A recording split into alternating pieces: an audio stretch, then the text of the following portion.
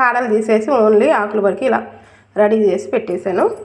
నీట్గా కడిగి ఉప్పు వాటర్లో రెడీ చేసి పెట్టేసా.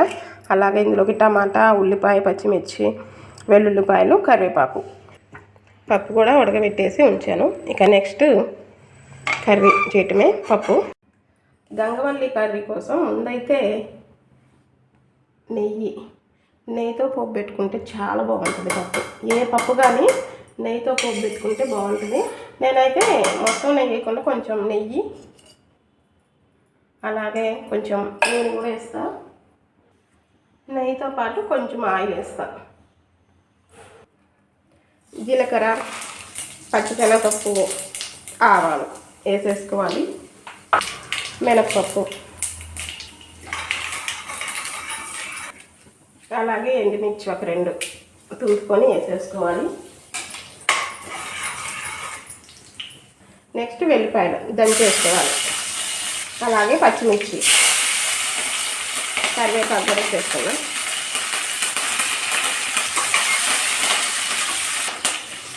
నెక్స్ట్ ఉల్లిపాయలు ఇక 1 by 1 వేసేసుకుంటున్నాం.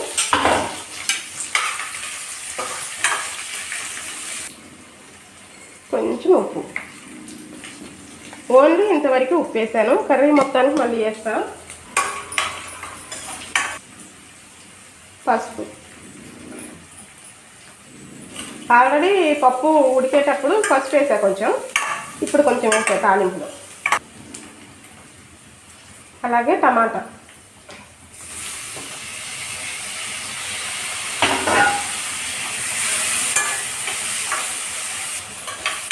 వేసాం కదా, కొంచెం మగ్గాలి. టమాటా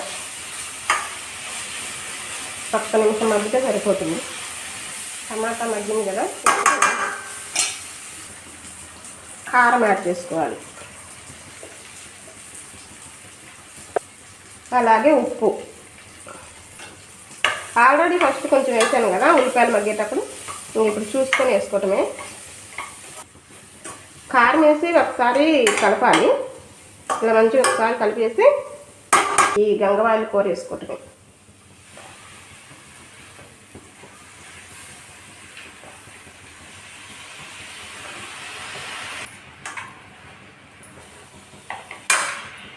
గంగవాయిల కూర ఇప్పుడు దీన్ని ఒకసారి మొత్తం కలిసేలాగా కలపాలి.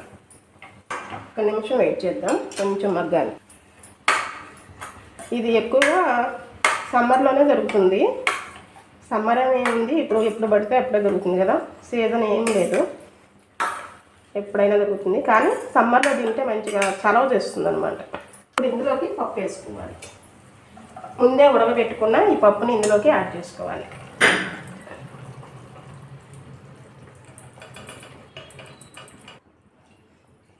ఇందులో కొంచెం వాటర్ పోసి తొలిపి పోస్తున్నా.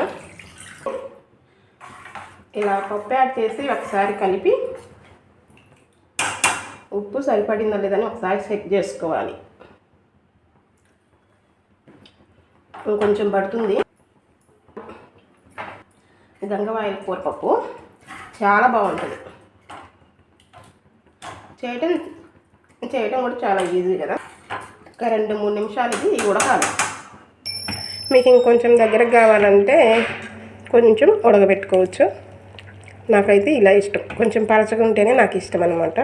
గంగవాయిల కూరపప్పు రెడీ అయిపోయింది. ఇది మంచిగా వేడి అన్నంలోకి కాస్తంత నెయ్యి వేసుకొని తింటే సూపర్ ఉంటుంది. ఆల్రెడీ నెయ్యితోనే కదా పోపు, ఇంకా కమ్మగా ఉంటుంది.